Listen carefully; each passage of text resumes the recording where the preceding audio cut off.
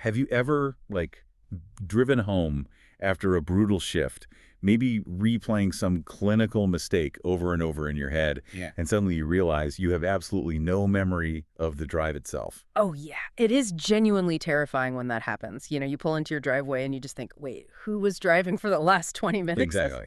Right. Well, welcome to this deep dive.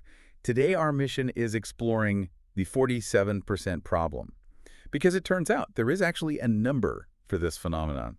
According to a Harvard study by Killingsworth and Gilbert, human beings spend about 47% of their waking hours thinking about something totally different than what they're actually doing right now. Which is nearly half our lives. I mean, that statistic is just wild. And it's actually a major focus in a really fantastic, highly practical book called Joe Mindful Gym Now. Right. Joe Mindful Gym Now. Yeah, by Dr. Feng Chengkar. And it's written specifically for healthcare professionals in Malaysia, which makes it so relevant. It really does. Because, if half our time is spent zoned out, how on earth are we functioning in these high-stakes environments? Just imagine a busy government hospital here. Oh, absolutely. The wards are packed. Alarms are just constantly blaring. Yeah, and family members are anxiously asking you questions. Operating on autopilot and all that chaos, that seems like a recipe for disaster. It is incredibly risky. But, first, we really have to look at this wandering mind with just a bit of self-compassion. It isn't a moral failing, right? Or a sign you're a bad doctor or nurse. Which is a relief to hear, honestly. It really is. It's just an evolutionary habit. We actually need our brain's autopilot for basic survival things, like walking or breathing, just so we don't get completely overwhelmed. But obviously, when you're prescribing medication while worrying about the next patient, that autopilot directly lowers happiness and increases the risk of errors. Okay, I get that, but I'm going to play devil's advocate here for a second. Go for it. On a chaotic ward, isn't that clinical autopilot just a form of, really efficient multitasking? Like playing a game of mental Tetris with all my tasks? Mental Tetris, I like that. Right, because I might be prescribing medication while, say, planning my route to the next bed. And honestly, that feels like a superpower when you're just trying to clear a massive backlog. Oh, it definitely feels like a superpower in the moment. You really think you're clearing tasks at lightning speed.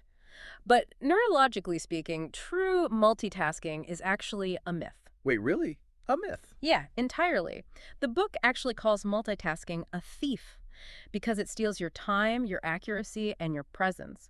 When you think you're multitasking, your brain is really just rapid task switching. So meaning you're just jumping back and forth constantly. Right, exactly. Every single time you switch your attention, say, from prescribing those meds to answering a nurse's question, your brain has to dump its current working memory. Oh, wow. And then it has to load up a completely new set of information. It exhausts the brain.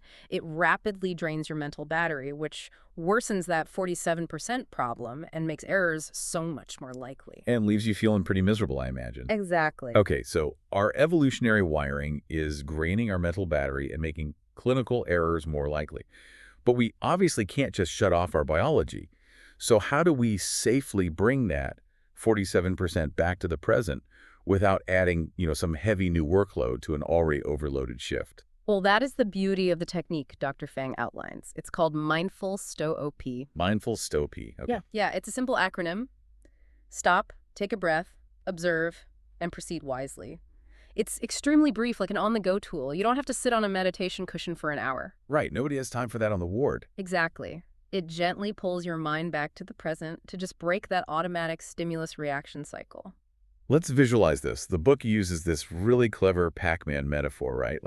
Healthcare life is basically navigating this maze of wards, alarms, relatives. That is such a perfect way to describe it. Yeah, and mindful stoppy is sort of like grabbing one of those quick power pellets in the game.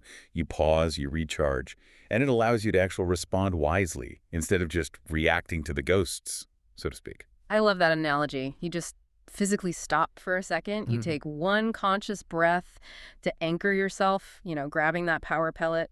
Then you observe what your mind and body are feeling, and you proceed wisely.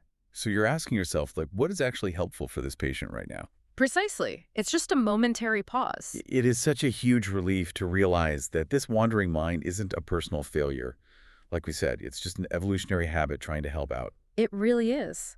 But living on that clinical autopilot does lower your happiness and increases the risk of medical errors. And just that simple mindfulness, that power pellet, gently pulls that 47% back to the present, keeping you safe and grounded. Which brings us to our call to action for you today. Yes. During your very next shift, try using the mindful saw-P technique just once. Maybe right before you open your next patient's file, or just before you step through the ward doors. We obviously cannot stop the relentless waves of healthcare work in a busy clinic, but what if you could use that 47% of your wandering mind to learn how to surf those waves with just a little more kindness for yourself? That is a beautiful question to carry with you today. Thanks for joining us on this deep dive. Try out the Mindful Stop Poppy, and we will catch you next time.